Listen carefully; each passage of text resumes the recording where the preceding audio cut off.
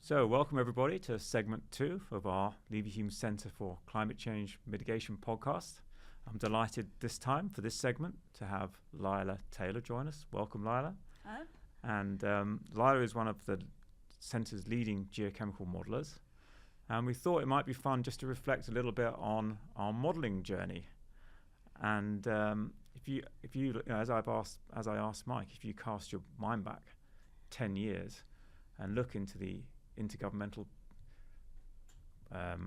climate change reports, then enhanced weathering was really just one line in some of these reports, and the extent of the modelling was one line of Excel, which was basically an application rate times a CO2 removal rate times the number of years you've applied it by times the area, and one line of code does all for the whole world. And of course, when we set up our centre, we realised that wasn't going to be sufficient.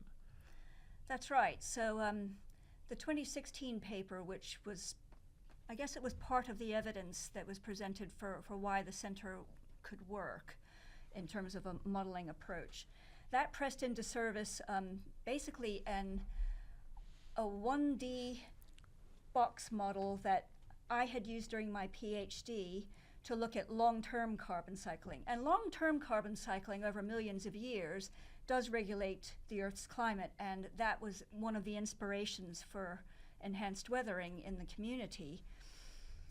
So that model was pressed into service on much, much shorter timescales, and it didn't include any soil processes because on multi-million year timescales, perhaps those are less important. We don't have to worry about the timescales of ecosystem disturbance, etc. But in an agricultural system, you do have to worry about that. Nevertheless, in this 2016 paper, we had that model which actually computed some basic geochemistry without any sorption or anything. We had added some secondary minerals. This was under the auspices of Steve Banwart, who was my other PhD supervisor. We should say that we go back a long way, don't we? We do, yes, because David and Steve were my PhD supervisors. When did you do your PhD with me and Steve? Started in 2007, fall of 2007. I submitted it in 2011, and it was conferred in 2012. So, and then I basically stuck around. I think you had some money on various grants. I had a European Research Council grant, and initially what we were going to do, if you remember, was to model the transition from forests, the rise of C4 grasslands through the Miocene. How does the weathering regime change when you lose tropical forests and they're replaced by C4 grasslands? Yes, we did have a paper on that. Yeah, and as you were doing that, I was starting to read about the enhanced weathering literature and talking to you and Steve and said, well, why don't we do an enhanced weathering paper?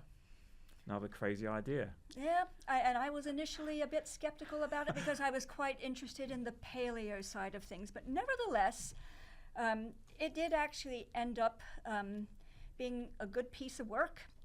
And as you were mentioning when you're in your podcast with Mike, we looked at the effect of applying basalt, hartsbergite, or dunite on tropical ecosystems. And I remember you, sorry to interrupt, I remember you being very resistant. I was very worried about it because I thought, oh my God, these are very these are sensitive ecosystems, and we're dumping like this material on them. And then I was reading about dunite and hartsbergite and realized that if they were serpentinized, that there was a asbestos risk global with health them. crisis There's looming. all sorts of problems. So anyway, yes, that's right. I was always the person who had something negative to say. But you're kind of used to that because I've been a negative person for the entire time that we've been here. So you're kind of used to my negativity. What I like about it is if Lyla gives me a result to discuss, it comes with all the caveats. It's not, here's the number, believe it. It comes with the caveats from you, doesn't it? No. There's always caveats with me. And anyway, so anyway, we produced that paper, and it was a piece of evidence among many others, I'm sure, that led to the Leverhulme grant. And I wasn't on that initially because I was still on the ERC grant, so I didn't actually join it for the first year or so. And after that, I was thinking, well, okay, so the model, in order to represent agricultural system, it needs to represent the nitrogen cycle, it needs to represent all of these other land surface processes, it needs to represent sorption, etc. And I was trying to add that, and it was taking ages. So as you were saying, you have this sort of demonstrator model that just calculates a weathering rate, and you would see how far you could get with that. And Mark Lomas, who joined our group in order to upgrade the Sheffield dynamic vegetation model, was pressed into service to do that. And I think that was a sort of a new thing for him to get his teeth into, because maybe he was getting a bit bored with the SDGVM. Mark is an applied mathematician. He's an applied mathematician. With exceptional skills. And so he's our that secret weapon. That was exciting for him, I think. And by the time all was said and done, a paper in Nature appeared in 2020, and Mark had also developed a particle size distribution tracking. Yeah, he did. That. That's right. Yeah, but we're still talking about a 1D model without any additional soil processes, but good weathering rates. Yeah, I mean, think if you just take a step back, really, we realised that developing a detailed model for how the minerals weather and interact with soil chemistry was going to take years. It was going to take a long time to have the transport through and there was and there was scope for developing what Steve Bamwat used to call a performance assessment model, where it's much closer in reality than anything that had gone before, but still doesn't have all the bells and whistles on that you might like in the real world, in an ideal world, I suppose. That's right. Yeah. And so we did develop one version of a performance model, and sent it to Nature, and the referees totally threw their toys out their pram, as they tend to do with Nature reviewers. If you've ever experienced that, they raised some points which needed to be addressed. Yeah, and so actually, what we sat down. I remember we sat down with me, Steve, you, Mark, and Sean Quegan, our other applied mathematician, and we redeveloped some equations for a coupled system that Bob Berner had produced, who's an eminent geochemist who's long since died at Yale. And Bob had published a paper in the 1970s showing how you could do silicate weathering reactions with a coupled set of differential equations.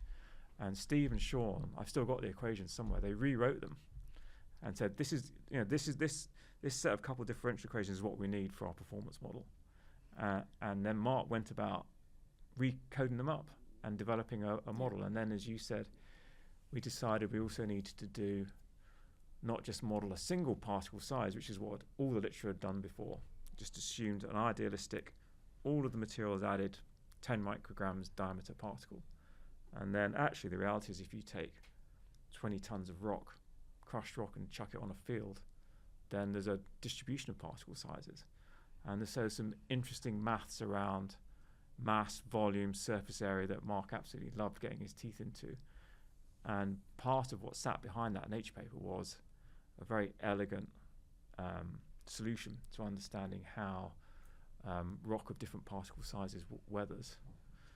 And I remember when we redid the simulations a year later, having spent a year responding to the Nature reviewers' comments, that the editor said we could resubmit it, but then it continually got delayed because the supercomputer was down. And every other week I had to email the editor, Julian Musinger, and say, sorry, not this week, computer's down.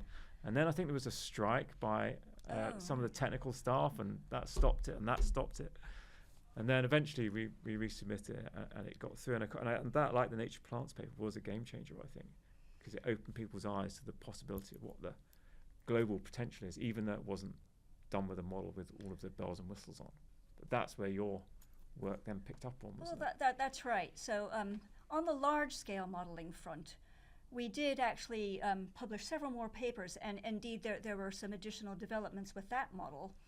And the next one, for the paper that Euripides led, was when Maria Valmartin and I sat down and said, okay, we're going to use the community land model output to drive this, and it actually has a nitrogen cycle in it. So could we, in fact, figure out what the alkalinity contribution of that nitrogen cycling would be, so that could be fed to into Mark's code? And indeed, that was a successful thing that we did, and it was another step forward for that model. There was I'm sorry to interrupt. there was a realization that actually what we needed to do is, if we're going to apply models to agricultural land, was to take account of the effect of nitrogen fertilizers, because nitrogen fertilizers acidify the soil, so they change the weathering regimes of the rocks that you're adding in. So we had to capture that with the models. Yes, that's right. So, and this was an easy way to do it. It wasn't something that Mark didn't have to code the entire nitrogen cycle in his model. Instead, he could take the output that had already been generated and then feed that into his alkalinity calculations. And I remember, well, you worked on it and Steve worked on it, and all of this work happened during COVID, during lockdowns. And we had many Zoom calls during COVID. I remember my old house in the conservatory talking about nitrogen cycling and protons and all sorts of things to get this working. That's right, yeah. And so that made me feel a little bit better, because I thought the nitrogen cycle could be really important in an agricultural context, and nobody's really tested that, and we don't really know. So for me, it was good to have that as part of that model. And we had another large-scale paper, 2025. This was a study in the United States, and in that case, we started looking at air quality, and I think that we're going to be talking to Maria about that after you're done with me. But I think just so we don't encroach on Maria's segment. Yeah. I think it'd be interesting just to reflect on, if you zoom fast forward from 2015 to now, there are now, as we've seen, an explosion of research groups around the world doing enhanced weathering compared to where we were back in 2015, 10 years ago. And so there are now a suite of reactive transport models, what we call reactive transport models. And you've now developed one. Yes, that's right. Which is a very sophisticated model, like beyond anything we could have conceived of 10 years ago. Yes. Now, in my usual manner, of course, there are caveats associated with this. Nevertheless, that's right. So from about 2020 onwards, I had done some work to try to quantify carbon capture via weathering from the Hubbard Brook experimental forest study with the wollastonite addition, and that took several years to get out the door. And then after that, I did start to develop a one-dimensional model of the energy farm system. And that was going to take a while. Now, there is an issue with the energy farm in that it's a drained system. So therefore, to capture all of those details with a 1D model, there may be some issues with that. Nevertheless, that 1D model, it includes many soil processes, including nitrification, denitrification, fertilizers. So it has all the details that make you feel comfortable with the world. It makes me feel a bit more comfortable with the world. It has cation exchange. It has stronger sorption to hydrospheric oxides and a few other things that affect the transport of dissolved carbon and base cations through the soil. And I think, like I said, I think that is one of the legacies of our centre is going to be, putting the code out for these models. 10 years ago, there were no reactive transport models for enhanced weathering. And not specifically for enhanced. One legacy from our centre will be a very performance model, which will be available on GitHub, which sat behind the Nature papers. Then a very detailed reactive transport model that you've developed, which will be on GitHub, which is a publicly available software hub. And then also Mark Lomas has developed a next generation version of his performance model. That's right. And he's been informed by these bits of work as well. I mean, we've informed each other's work. So he has now added cation exchange to his code. We haven't published a paper with that yet, but I'm sure there'll be one coming. And in true Mark style, he's reduced all of the equations to a function of hydrogen ions. Well, with ultra fast processing of Jacobian matrices and everything. He's not a great one for writing papers, but he loves the maths, doesn't he, Mark? But yes, I remember in the earlier days of the centre, and when I was still trying to add it to my old global model, and I would show up at these meetings with a gigantic Jacobian matrix sat on a piece of paper, and Mark and Sean would be looking at that, and I think they were kind of excited about it, but then they didn't, do anything with it. And when Mark was thinking about, well, maybe it's time to add cation exchange. I said, Mark, do you remember, you actually gave me a little demonstration piece of code for this with that Jacobian matrix that I showed you a long time ago. And indeed, so in fact, so his work was informed by his own efforts to help me at the time when I was trying to do it. So I think that was kind of a good piece of synergy between us. I think the five of us are, we've all worked together now for 10 years, and we all get on great. I love our Thursday afternoon meetings. We have a coffee on Thursday, and we talk science for a whole hour. And I don't know if this is the right term, we're easy bedfellows. We're kind of easy in each other's company, criticizing each other and accepting good ideas. It's such a great, I think we're all, I don't know, the way I view the researchers in our centre is really that everyone's a superhero with their own superpowers. And you've got tenacity and geochemical expertise. Euripides, as we're here, has got carbon cycle and numerical framework expertise. Mark's got mathematical expertise. And everybody comes together to bring kind of a nice synergy. Well, speaking of geochemical expertise, we do really feel the loss of Steve Banwart, because he was the person who mentored me, and it would really be nice to be able to consult him on a few bits and pieces right now. I have submitted my model to geoscientific model development, and I've had some very good comments on that. The code is on robust, Zenodo. As we hope from the geochemical reviewers out there. Well, I mean, I deliberately suggested that the world's top geochemists should have a look at it, and indeed they did their some worst. of them have, and so as a result of that, they all said, oh, you needed to include the Richards equation for your hydrology. So actually, I'm doing that right now. That's going to be version 1.1. And then, a version with better representation of gas diffusion will be coming next. The name of that code is Artemis, named by your good self, David. I put it into Gemini. So nothing to do with the spacecraft. But one of the emerging things is that sorption is important if you want your carbon capture to come via the export of cations and carbon.